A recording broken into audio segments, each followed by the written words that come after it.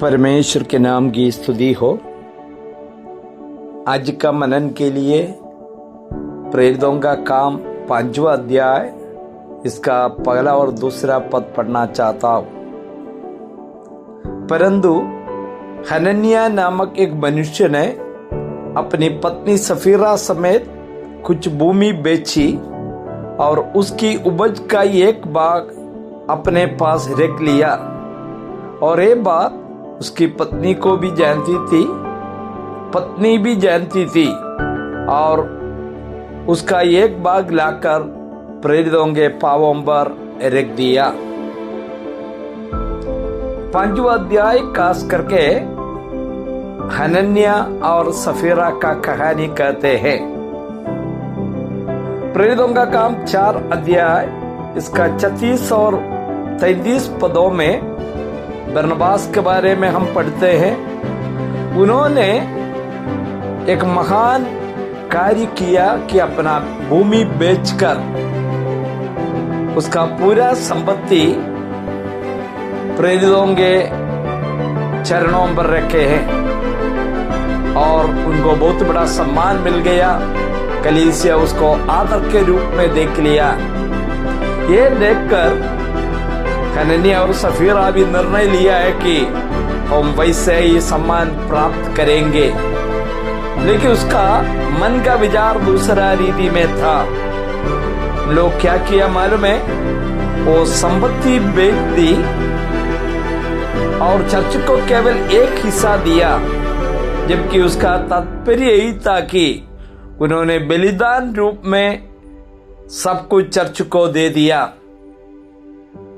हृदयों को जानने वाला परमेश्वर सब कुछ जानने वाला है, इसलिए ये बातें प्रेरितों को समझ में आ गया। यहां पर प्रेरित पतरस ने कह रहा है, आप पवित्र आत्मा से झूठ बोला है। ध्यान सुनिएगा, पति पत्नी जो विवाह के बाद में एक शरीर होकर के रहना, उनका विचारधारा, उनका बातें सब एक ही समान होना चाहिए, लेकिन गलत करने में ये एकता और समानता नहीं होना चाहिए। यदि पत्नी गलत कर रहा है या पति गलत कर रहा, वो गलती के साथ हम लोग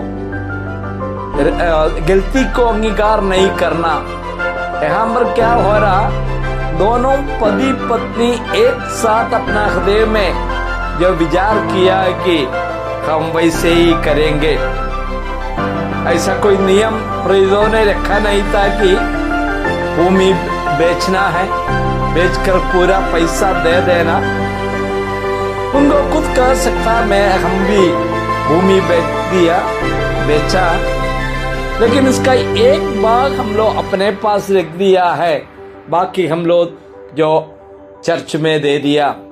उससे खुश हो सकता है, कलीसिया आनंदित हो सकता है, उनको सम्मान भी मिल सकता था, लेकिन एक पाखंडी के रूप में उन्होंने ये दिखाना चाहता है कि हम संपूर्ण संपत्ति जो कलीसिया को दिया है। मुझे सुनने वाला भाई लोग, आपका स्वभाव कैसे है? आप चर्च में एक पाखंडी के रूप में विश्वासी है, आपका दिल का विचार एक है, लेकिन आप करके दिखा रहे अलग बात है। ये जानने वाला एक परमेश्वर है। हम एक और बात हम लोग देखता है, पवित्र आत्मा का खिलाफ में झूठ बोला है। नीचे हम लोग पढ़ते हैं, अब परमेश्वर से झूठ बोला। हम एक और बात स्थापित हो रहा है कि पवित्र आत्मा को एक व्यक्तित्व है, इसलिए पवित्र आत्मा से झूठ बोल सकता है। एक और बात स्थापित हो रहा है कि पवित्र आत्मा परमेश्वर है। कई लोग बताते हैं कि आत्मा एक हवा के समान है, उसमें कोई व्यक्तित्व नहीं है, लेकिन इस भागों में स्पष्ट रीति में हम लोग देखते हैं पवित्र आत्मा को व्यक्तित्व है और साथ साथ परमेश्वर भी है। मुझे सुनने वाला भाई लोग, अपना जीवन को टटोल कर देखे, मैं किस प्रकार का विश्वासी है। मैं दूसरे के सामने ऐसा जो दिखाना चाहते कि मैं परमेश्वर के सामने भय भक्ति के साथ रहने वाला, मैं प्रभु का सेवा में काफी भाग लेने वाला, प्रभु का सेवा में मैं काफी कुछ देने वाला। कोई पाखंडी विश्वासी को परमेश्वर पसंद नहीं करता। इस्राएल लोगों को भी खास करके फरीसी और शास्त्री लोगों को यीशु मसीह ने सीधे बताया, हे पाखंडियों, पाखंडी जो नेचर है वो बिल्कुल बाइबल पसंद नहीं करता, प्रभु पसंद नहीं करता। अपना जीवन को परख कर देखे, यदि आप में कमी घटी है, आप गलती को अंगीकार करना, प्रभु के सामने कहना, प्रभु जी ये गलती हुआ, माफ कीजिए। बाइबल कहता है हमारा गलती होंगे माफ करने में उन्होंने विश्वास योग्य और धर्मी है। सुनने वाला सबको प्रभु आशीष दे। प्रभु के नाम की स्तुति हो। आमीन।